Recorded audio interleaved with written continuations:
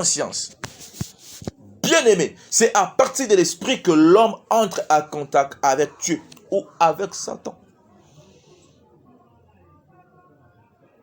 C'est à partir de l'esprit que l'homme entre en contact avec Dieu, adorer Dieu, louer Dieu, prier Dieu. C'est aussi avec l'esprit que l'homme entre en contact avec Satan. C'est parce que Dieu est esprit. Il faut que la personne soit spirituelle pour être en contact avec Dieu. Satan est un esprit. Il faut que tu puisses être spirituel pour entrer en contact avec Satan. Et c'est à partir de l'esprit, du esprit humain, que les sorciers et les autres satanistes sortent de leur corps. Parce que quand les sorciers vont la nuit, ce n'est pas le corps ni l'âme, mais c'est l'esprit de l'homme qui va sortir à travers l'esprit de la sorcellerie qui est en lui, qui va lui rendre capable de quitter son corps pour aller opérer dans le monde occulte. Et quand quelqu'un prie Dieu, c'est son esprit qui est en contact avec Dieu. La bouche parle, mais l'esprit est en contact avec Dieu. C'est pour ça que c'est important quand tu pries, que tu puisses être concentré, que tu puisses éviter les distractions. Car le monde spirituel, c'est un monde de discipline. La discipline est la mère des armées. Spirituellement, la discipline compte. C'est pour ça qu'il y a certains satanistes, quand ils sont sortis de leur corps, ils ne sont pas rentrés parce qu'ils n'ont pas respecté certaines règles. C'est seulement nous les chrétiens, nous prions dans les distractions, nous faisons des choses dans les distractions, sans oublier que quand nous prions, nous sommes en contact avec Dieu. Parce que la prière, c'est le dialogue d'une personne avec Dieu. On ne dialogue pas avec un président de la République en appuyant son téléphone. Toi, un simple citoyen. On ne dialogue pas avec les autorités, avec certains comportements. À combien plus forte raison Dieu? Si tu veux dialoguer avec un homme puissant de ce monde, avec un homme qui est hautement placé ou élevé, avec un homme bien réputé, tu sauras ce que tu peux faire pour que la conversation puisse être agréable, pour que tu puisses bénéficier de cette conversation. À combien plus forte raison Dieu? Quand tu te mets en contact avec Dieu, tu peux recevoir toutes les bonnes choses de ce monde, ainsi que le monde spirituel, parce que tu es en contact avec le Créateur de toutes choses. Alors tu dois éviter la distraction, tu dois éviter le suivre pour que votre conversation soit plus efficace et puis agréable devant tout le monde. Bien-aimés, lors de la délivrance, toutes ces trois parties de l'homme doivent être libérées. Autrement dit, la délivrance sera partielle. Dans le processus de la délivrance, le corps, l'âme, l'esprit doit être délivré. Parce que quand quelqu'un, on a mis l'esprit de l'ivresse en lui, son âme aura une aversion sur la bière. Et puis, dans son corps, le ventre va s'habituer de prendre beaucoup de la bière. Mais s'il prend seulement une sucrée, il est rassasié. Mais pour la bière, il peut le prendre beaucoup parce que son organisme s'habitue à la bière et il ne peut plus s'en passer sans pourtant prendre la bière parce que ça crée des hormones. Les hormones. Donc, la personne, sa langue a toujours le goût de la bière. Donc, l'homme est habitué de prendre la bière chaque jour. On voit le corps est habitué à la bière. L'âme a l'aversion sur la bière et puis l'esprit de la personne a l'esprit de l'ivresse. C'est pour cela la délivrance doit toucher toutes ces parties. Et Dieu est capable de délivrer le corps, l'âme et l'esprit. C'est pourquoi nous avons des personnes chrétiennes mais qui ne peuvent pas aller physiquement dans des terrasses. Mais qui a toujours la vue d'un verre de boisson alcoolisé. Avale de la salive quand les autres prennent des bières. Ici, le problème se situe au niveau de l'âme. Son esprit est libre. Il est maintenant une nouvelle créature. Il a Jésus dans sa vie. Et ses disciplines Ma bouche, tu ne dois pas prendre. Mon corps, je ne peux pas... Tu ne peux plus entrer là-bas dans des terrasses, dans des bars, dans des boîtes de nuit, pour que tu puisses danser, prendre de l'alcool. Mais quand il voit quelqu'un prendre une bière bien frais, il est en train d'avaler des salives. Donc, son âme a toujours l'affection sur la bière. Et cette personne, son âme aussi doit être délivrée pour que la personne puisse laisser cette vie-là de prendre la bière. L'homme selon Satan. Bien-aimé, si pour Dieu vivant, le créateur de toutes choses, l'homme est son image sur la terre, Dieu a béni l'homme pour plusieurs choses. Et nous devons savoir que Satan, de son contraire, c'est le contraire. Pour Satan, l'homme, c'est un esclave qu'il doit faire souffrir ici. D'où la lutte acharnée entre deux forces spirituelles opposées avec des objectifs différents sur l'homme. Parce que pour Satan, qu'elle était descendue animée d'une grande colère, malheur sur la terre avec ses habitants, Satan, pour lui, l'homme est un esclave bien-aimé. L'homme est un esclave. C'est pour cela la Bible dit, celui qui a le Fils a la vie. Mais si tu n'as pas le Fils, tu es esclave du diable. Ici, c'est la lutte entre deux forces spirituelles, entre Dieu et Satan. Car Dieu a des objectifs positifs sur l'homme, mais Satan, de son côté, a des objectifs négatifs sur l'homme. Bien aimé, tout va dépendre de toi. Parce que Dieu est plus puissant que Satan. Mais la volonté viendra de toi de choisir ton maître. Parce que, d'une part, Dieu travaille pour que l'homme ait la vie et cette vie en abondance.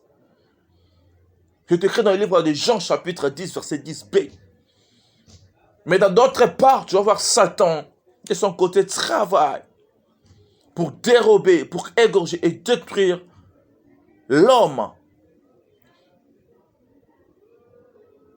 Arracher ce qui l'homme a.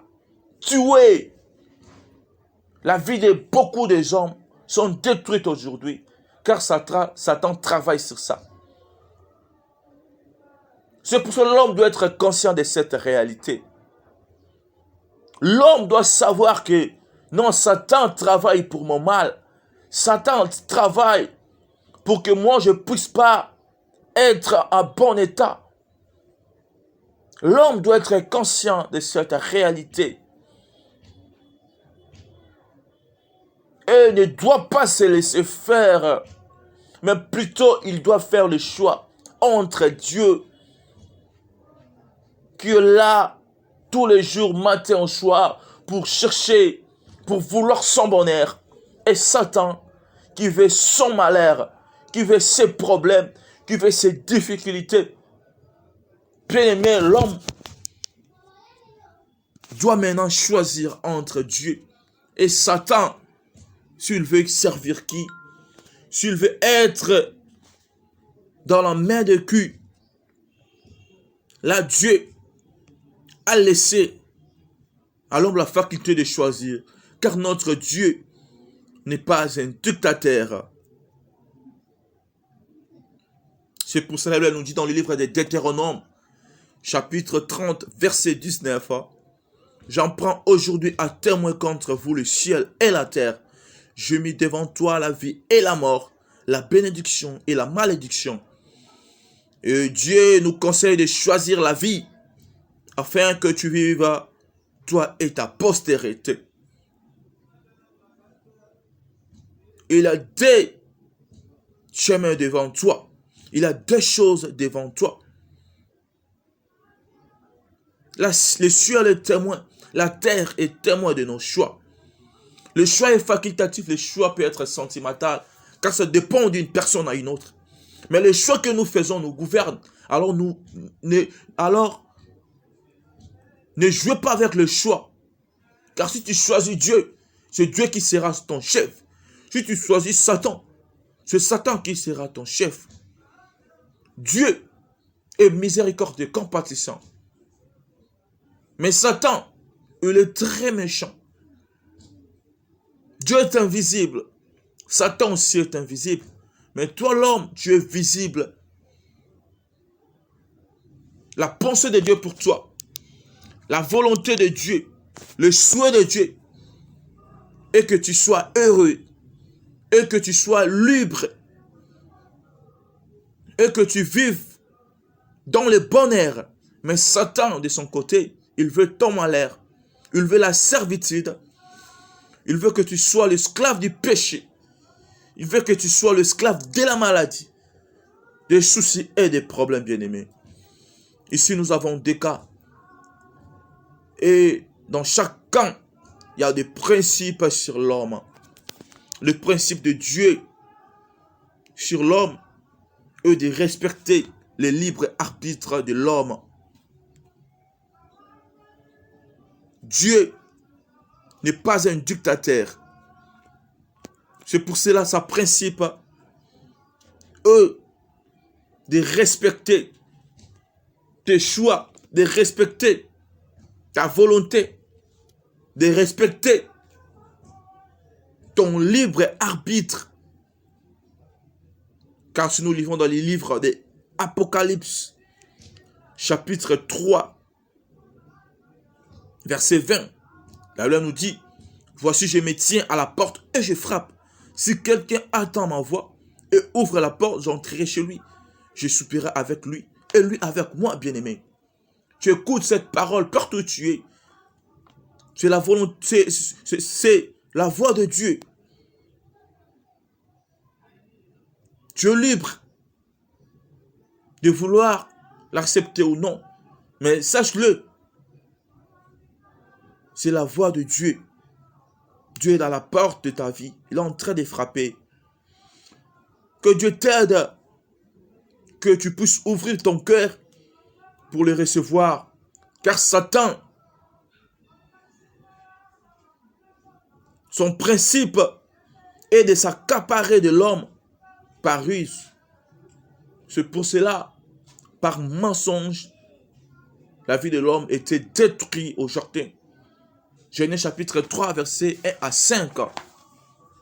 Satan avait utilisé la ruse pour que la vie de l'homme au jardin soit détruite. Dieu avait dit autrement. Mais Satan, quand il était venu sous forme d'un serpent,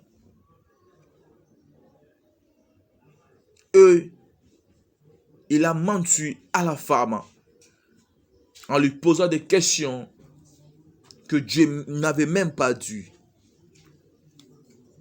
Bien-aimé, il y a des catégories de personnes sous l'influence démoniaque. Par là, je vais dire, il y a 3 catégories de personnes sous l'influence démoniaque. Nous avons le chef, nous avons l'esclave et nous avons l'opprimé. J'ai dit nous avons le chef, l'esclave et l'opprimé. Ce sont les 3 catégories de personnes sous l'influence occulte, sous l'influence satanique, sous l'influence démoniaque. Le chef, c'est la personne doublement intronisée dans le monde visible par les hommes et dans le monde invisible par le diable pour diriger les autres. Par là, on voit le chef coutumier. C'est une personne qu'on a doublement intronisée par les autres chefs de votre clan, de votre tribu ou de votre famille pour qu'ils puissent diriger les autres. Mais le mal est que cette intronisation,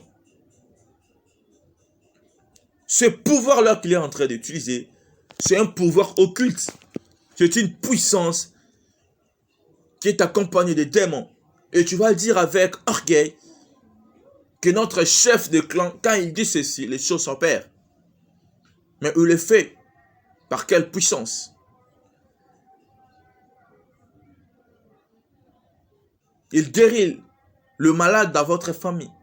Mais par quelle autorité? La société humaine peut lui reconnaître comme étant autoritaire. Et on peut lui donner des objets. Ça peut être une canne pour montrer son autorité. Ça peut être un tatouage. Ça peut être une toge ou un accoutrement spécial que seul le chef de votre clan, famille ou coutumier peuvent porter. Ce sont des autorités humaines. Mais leur rôle, c'est dit des protecteurs et non sorciers. Alors que la Bible nous dit, si Dieu ne garde, ceux qui gardent, gardent en vain. Une personne qui n'a pas Jésus, une personne qui ne connaît pas Dieu, il peut garder par quel pouvoir, bien-aimé? Ne confondons pas les choses. Seul Dieu peut garder. Comment un homme comme toi peut veiller sur toi? Il peut convoquer des réunions familiales, tranche les affaires et prononce les jugements. Il est craint par tous les membres de la famille. Il est respecté, il est honoré. Mais vous devez savoir que cette autorité-là, c'est une autorité démoniaque, c'est une autorité occulte qui n'est pas reconnue par Dieu, car Dieu seul peut élever la personne, car Dieu seul peut bénir, car Dieu seul peut protéger et veiller sur nous, les humains. Parce que humain qu'il est, il a toujours le temps de faire les choses que toi tu fais. Il a une femme, les enfants, il mange, il part aussi à la toilette. Parfois il dort aussi. Seul Dieu qui peut nous protéger. Et puis deuxième catégorie des personnes sous l'influence démoniaque, on voit l'opprimé. L'opprimé, c'est l'instrument ou soldat de chef. L'opprimé, son rôle est de nuire à l'esclave. L'opprimé, c'est l'instrument. L'opprimé, c'est un soldat qui est chargé par les esprits impurs pour nuire à l'esclave. L'opprimé, c'est un informateur spirituel. Car lui, il est là en train de regarder, en train d'observer, en train d'écouter ce que l'esclave est en train de faire pour qu'il puisse transporter les informations chez son chef. Quand on établit le chef dans une famille spirituellement, mais qui a des sens démoniaques, le chef va aussi, à son tour, établir des opprimés qui sont ses soldats pour qu'ils puissent surveiller les autres. Parce que humain qu'il est, le chef ne saura pas être partout. Et l'esclave, c'est la personne innocente, mais sous la domination des chefs. Beaucoup de gens sont aujourd'hui esclaves dans des familles, esclaves de la maladie, esclaves de la pauvreté, esclaves des problèmes. Parce qu'un esclave, il vit dans un état d'envoûtement permanent. Un esclave, il peut brillamment réussir sa vie, mais en réalité, il est malheureux intérieurement. Il craint les représentants de sa famille. Il ne peut pas manger n'importe où calmement parce qu'ils vont lui voir. Même s'il a l'argent d'acheter la voiture, il ne peut pas acheter. Parce que dans leur famille, ce n'est pas ça. Ils vont lui manger. Un esclave, sa femme et ses enfants sont mal vus et n'ont rien à dire devant sa famille. Car sa famille s'impose sur le bien de leur mari et papa. C'est un instrument. On l'utilise, bien aimé. On lui domine. On fait tout sur lui. Un esclave, il est la vache grasse de son clan ou sa famille. qu'on prépare à sacrifier un jour. Car malgré ses efforts sur la famille, malgré tout ce qu'il fait, s'il veut le bouffer, ils vont toujours le bouffer. Un esclave, quand il donne, il n'est pas béni. Car il donne aux gens qui sont en train de lui freiner davantage. Un esclave ne peut pas laisser un héritage à ses enfants. À sa mort, car tout sera raflé par la famille. Sa femme et ses enfants vont rester malheureux parce que leur papa est esclave. Tu es enfant, tu es femme, tu es homme, tu m'écoutes. Tu dois être debout dans la prière pour que ces choses ne puissent pas t'arriver.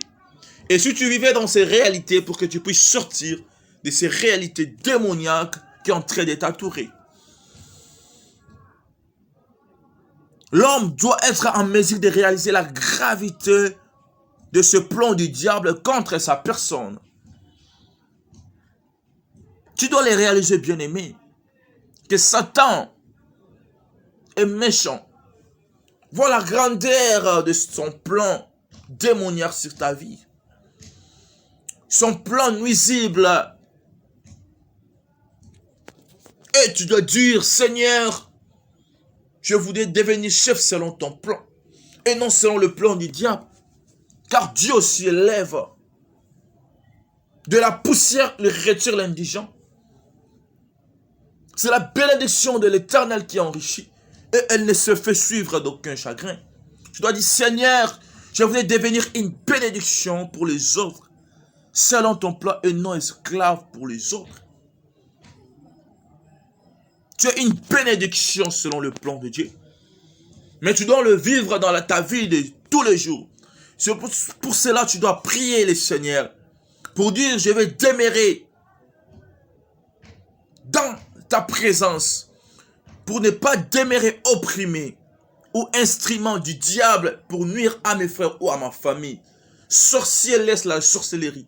Magicien laisse la magie. Occultiste laisse l'occultisme. Tu peux être utile positivement à ta famille. Tu peux être utile à toi-même. Tu dois dire, Seigneur, je vais être une personne totalement affranchie. Car la Bible nous dit, c'est pour la liberté que Christ nous a affranchis.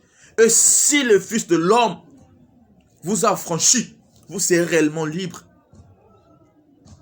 Que tu es au sein de ta famille. Tu es un chef. Tu es un esclave. Tu es un opprimé. Ou tu es un affranchi. Bien-aimé, c'est Jésus-Christ de Nazareth qui peut te libérer de l'esclavage. C'est Jésus-Christ qui est capable de te libérer. Jésus que je te prêche, que je suis en train de prêcher sur cette formation, il guérit même les maladies spirituelles, même la sorcellerie, même la magie. Alors tu dois juste accepter Jésus, donner ta vie à Jésus, abandonner les mal, et Jésus-Christ de Nazareth va maintenant entrer dans ta vie, et il deviendra ton maître, pour que tu puisses vivre le bonheur, toi et ta famille. J'étais bien votre humble frère, le frère Jonathan Kiani.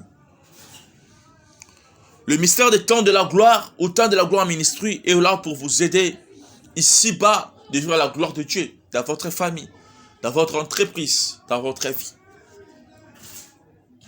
dans la vie de vos enfants. Et vous préparer pour la gloire à venir. Parce que tu veux ou pas, un jour Jésus reviendra pour prendre ses enfants. Les morts en Christ résisteront en premier. Où seras-tu? Où iras-tu? Au ciel ou à l'enfer? L'enfer existe, est une réalité. Alors, même si tu ne reviens pas aujourd'hui, la mort aussi existe. Tu peux mourir demain. Tu peux mourir après-demain. Car on ne connaît ni jour ni heure. Tu dois donner ta vie à Jésus-Christ pour qu'il prenne le contrôle de ta vie. Ainsi, tu seras erré ici sur la terre parce que tu vas vivre les centiples. Et le royaume des cieux sera pour toi parce que celui qui a le Fils a la vie. La vie, c'est Jésus-Christ de Nazareth. Quand tu as Jésus-Christ de Nazareth, tu vas marcher.